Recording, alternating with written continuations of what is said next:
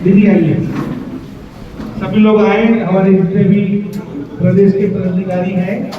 इस कार्यक्रम को शुभारंभ करेंगे माननीय सांसद जी के कार्यक्रमों द्वारा।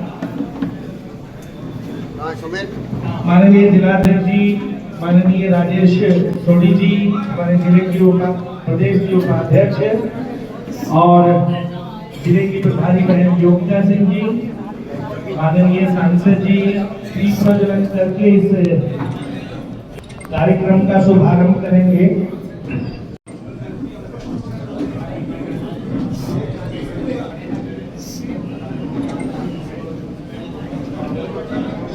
भारत माता की जय, भारत माता की जय।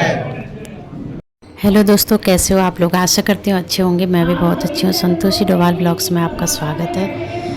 और आज मैं आई हूँ जिला कार्यालय गाजीपुर और बीजेपी का कार्यालय है ये, और यहाँ पर सेवा पखवाड़ा चल रहा है। तो दोस्तों 17 सितंबर को मोदी जी का जन्मदिन होता है। उस दिन भी शिविर लगा हुआ था ब्लड डोनेशन का। 17 सितंबर से 2 अक्टूबर तक सेवा पखवाड़ा चलेगा, जिसमें कि अलग अलग तरह के कार्यक्रम होंगे। मित्रों, ये बुक है देश के प्रधानमंत्री जी के जीवन पे आधारित एक पुस्तक है। कई प्रकार की पुस्तक पीछे स्टॉल लगी हुई है। मेरी सभी कार्यकर्ता बंधुओं से आग्रह, भारत माता की यार भाई, आप जिलाध्यक्ष जी खड़े हैं यहाँ, गुप्ता जी, मेरी सभी कार्यकर्ता बंधुओं से आग्रह है कि जाते वक्त सब लोग एक एक पुस्तक जरूर लेके जाएं। एक बार जोरदार तालियों से भाई राजेश सोडी जी का तालियां बजा के अभिनंदन करके भैया के यहाँ के लेके आए हैं। हमारे खुशी हैं भाई राजेश सोडी जी हमारे बीच में।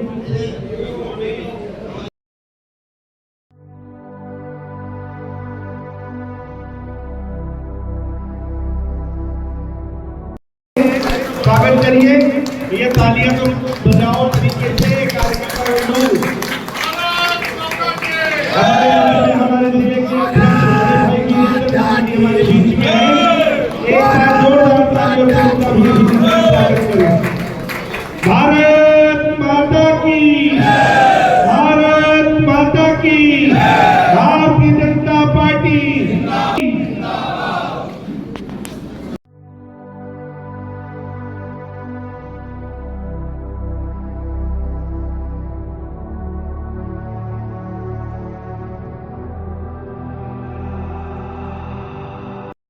भारत माता की, भारत माता की। मैं आपको एक हमारे यहाँ का एग्जांपल देके दूँ। एक कॉलोनी जो हमारे यहाँ की सबसे एलीट सेगमेंट की कॉलोनी थी, मैंने उन लोगों को अपने पास बुलाया, इन बच्चों को वहाँ भेजा, बच्चों ने सेग्रीगेशन सिखाया। मैंने एक परिवार को 100 घर, एक कूड़े वाला 100 घरों में चुकता है। देखो, हर जगह सेग्रीगेशन के लिए हर जगह कूड़े उठाने वाला नहीं होता। कई झुग्गी झोंपड़ी में लोग टिप्पर में ही कूड़ा देते, पर हमारे यहाँ बहुत सारी ऐसी कॉलोनीज हैं जहाँ लोग रैक स्टिकर उनके यहाँ आता है, उसको अपनी रिक्शा में 3 हिस्से कर 20% डिफॉल्टर हर जगह होंगे। 100 घरों को बोला सेग्रीगेटेड देना, 20 से तो देना नहीं है। उसको बोला कि मुझे सेग्रीगेटेड कूड़ा, जब उसको सेग्रीगेटेड कूड़ा मिल गया तो उसको ज्यादा पैसा मिल रहा है। अगर मेरे बेटे ने पिज्जा खाया, उसका गत्ते का डिब्बा है, अगर मैंने उसके ऊपर गीली चाय पत्ती डाल दी तो गत्ते का डिब्बा खराब हो गया।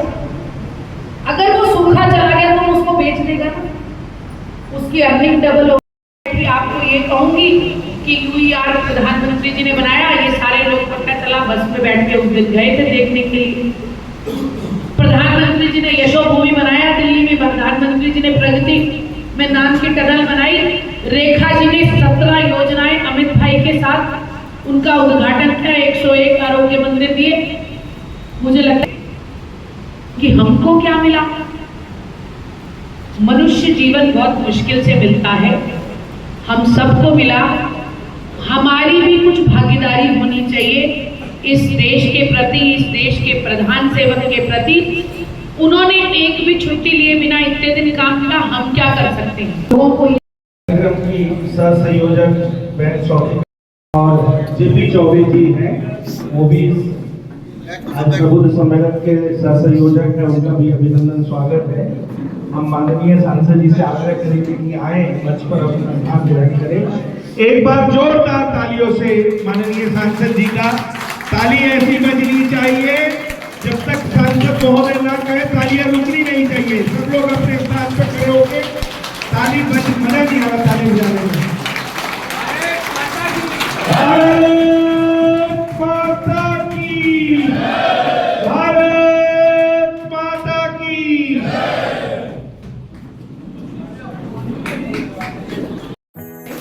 जोरदार तालियों द्वारा स्वागत।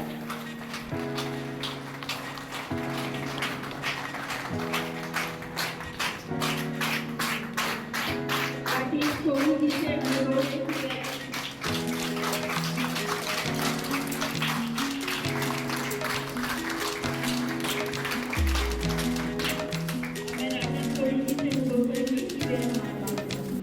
इसके अंदर आपको पता चलेगा कि 7 या 8 साल की उम्र के लकड़ियां गीली है, क्योंकि आएगी तो ये धुआं बंद हो जाएगा। तो उस दिन वहां 7 साल के बच्चे के मन में उज्ज्वला योजना का बीज बनपा और इतने साल के बाद उनसे पूरे देश के अंदर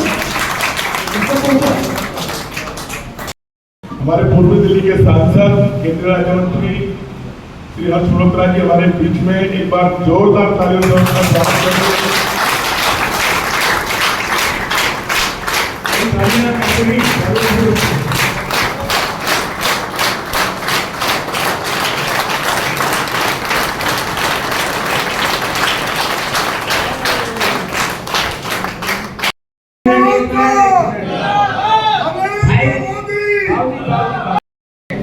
वहाँ पे कुछ अपने साथी हर्ष मल्होत्रा जिंदाबाद बोल रहे थे, तो मैंने उनको कहा, आप सबको भी कह रहा हूँ, जो हर्ष मल्होत्रा जिंदाबाद का नारा लगाएगा उसका नाम मैं अपनी डायरी में लिखूंगा और वो मेरी नेगेटिव लिस्ट में जाएगा।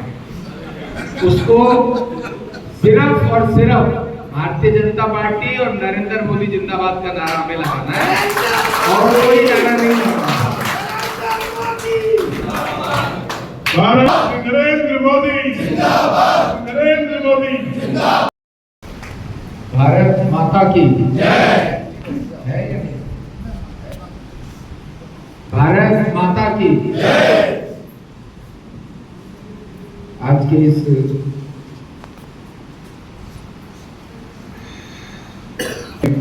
मंच पर उपस्थित हमारी प्रदेश की उपाध्यक्षा, मयूर विहार जिला की प्रभारी और सेंट्रल जोन की चेयरपर्सन योगिता सिंह जी, हमारे जिला के अध्यक्ष भाई विजेंद्र धामा जी, मंच पर उपस्थित सभी नेतागण, ये भी छोटा भाई है इसलिए नेताओं में आ गया है, इसलिए नाम फिर सभी का लूंगा। उपस्थित सभी प्रबुद्धजन, बहुत से कार्यकर्ता साथी भी यहाँ बैठे हैं, मातृशक्ति बुद्धिजीवी सम्मेलन इसको हमने कहा है और मैं देख रहा हूँ कि हमारे कार्यकर्ता अपेक्षाकृत कम है और समाज के लोग अधिक हैं। ये एक अच्छी बात है, अच्छी हमने व्यवस्था करी है इस बात के लिए। बहुत से हमारे पार्षद भाई बहन भी बैठे हैं, हमारे जिला के पदाधिकारी, पूर्व पदाधिकारी, कुछ मंडल अध्यक्ष साथी भी यहाँ बैठे हैं, पूर्व पार्षद भी बैठे हैं, सीनियर लोग भी बहुत हैं। हम सब लोग बहुत खुशकिस्मत हैं कि भारत को ऐसा प्रधानमंत्री मिला है जो अपने आप को प्रधान सेवक ही कहता है और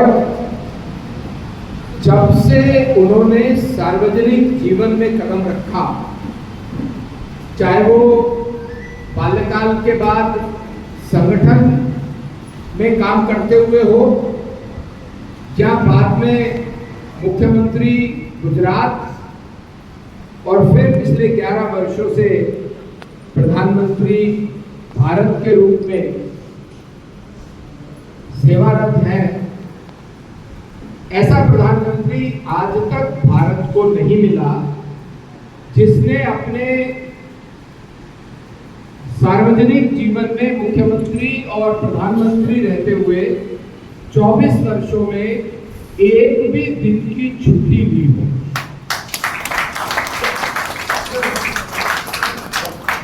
24/7 काम करने वाला ऐसा नेता, ऐसा प्रधानमंत्री शायद पूरे देश में, पूरे विश्व में कोई और राष्ट्राध्यक्ष नहीं होगा। उस पूरी रात वो जागे, ये देख रहे थे कि सर्जिकल स्ट्राइक सक्सेसफुल होनी चाहिए, ये बात तो ठीक है, लेकिन मेरे किसी भी सैनिक को जो सर्जिकल स्ट्राइक के लिए पाकिस्तान के अंदर घुस के आतंकवादियों के ठिकानों को नेस्तनाबूद करने गया है, उसको कोई खरोंच नहीं आने चाहिए। यही हिदायत उन्होंने और स्वयं इसकी मॉनिटरिंग अपनी आंखों से देखा है। 5 लाख एकड़ भूमि की फसल खराब हुई है और वहां पर फसल बीमा योजना नहीं है। फसल बीमा योजना अगर हो तो 42,000 रुपए एकड़ का मुआवजा भारत की सरकार देती है, उसमें किसान को सिर्फ 850 रुपए एकड़ देना पड़ता है। 3 भागों में सेग्रीगेट होता है। एक जो ज्वलनशील होता है, या तो उससे बिजली बनेगी, जो यहाँ पर बिजली का संयंत्र लगा है या जहां भी लगा है, जो बन जाता है वो ज्वलनशील। हम उत्तर प्रदेश के आसपास की जो बड़ी फैक्ट्रीज है, फर्नेसिस है, कागज की, सीमेंट की, उनकी फर्नेसिस में उनको जलाने के लिए ईंधन देते हैं, अभी मुफ्त में देते हैं। अभी हम उनसे पैसे भी चार्ज करेंगे क्योंकि वो ज्वलनशील है, उनके लिए अच्छी कैलोरीफिक एनर्जी दे रहा है। ये पहला पार्ट है।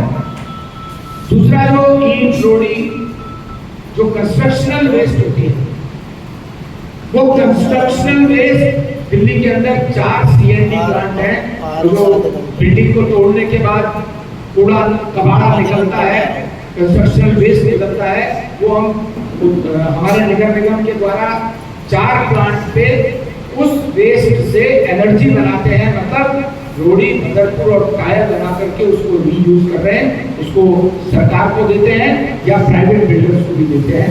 ये दूसरा भाग। तीसरा भाग सबसे ज्यादा महत्वपूर्ण है, क्योंकि प्लास्टिक के बारे में ये कहा जाता है कि 100 साल तक भी गलता नहीं है, खराब नहीं होता, कुछ नहीं होता, प्लास्टिक ही रहता है, उसको जला नहीं सकते। अगर जलाएंगे तो उसका प्रदूषण बहुत ज्यादा है कि वो जलाने से बेहतर है कि वो पड़ा रहे। उसको हमने जो 2 बना है और द्वारका एक्सप्रेस वे भी बना है, वहां पर भी नीचे मिट्टी की जगह प्लास्टिक वेस्ट को डाला है। और कितना डाला है मैं बताता हूँ, 20 लाख मीट्रिक टन प्लास्टिक हमने रोड के नीचे बनाया। और उसका फायदा, जो फ्लाई ऐश हमें कहीं से लेनी पड़ती है, उसकी ढलाई का फ्लाई ऐश वो ऐश होती है, जहां पर भी थर्मल पावर प्लांट लगे हैं बिजली बनाने के, वहां पर जो वेस्ट निकलता है वो फ्लाई ऐश है, वो किसी काम नहीं आता, वो भी रोड के नीचे लगाना पड़ता है रोड बनाने में।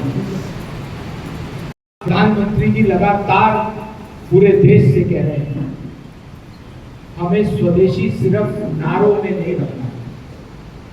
आज हमें कोई भी सामान खरीदते हुए इस बात का दिमाग पर बोझ चाहिए कि क्या ये वस्तु भारत के नागरिक के पसीने से बनी हुई वस्तु है या नहीं, स्वदेशी है या नहीं।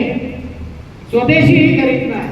मार्केट में जाओ तो दुकानदार भाई बहन भी यहाँ बैठे होंगे, मेरा उनसे भी निवेदन है, अपने साथियों कार्यकर्ताओं से भी निवेदन है, मार्केट में भी आप कहिए कि मैं स्वदेशी माल रखता हूँ, दुकानदार के लिखे। आज देश में ऐसी कौन सी चीज है जो भारत नहीं बना रहा, तो हमें विदेशी माल पर निर्भर क्यों रहना है? जब हम सेमीकंडक्टर भारत में बनाने की तैयारी कर रहे हैं, जब हम मिसाइल भारत में बना रहे हैं, फाइटर एयर जेट भारत में बना रहे हैं, तो क्या साबुन, पेस्ट, ये सब चीजें हमें विदेशी लेने की जरूरत है? कपड़ा हमें हमें विदेशी लेने की जरूरत है? खिलौने हमें चाइनीज लेने की जरूरत है?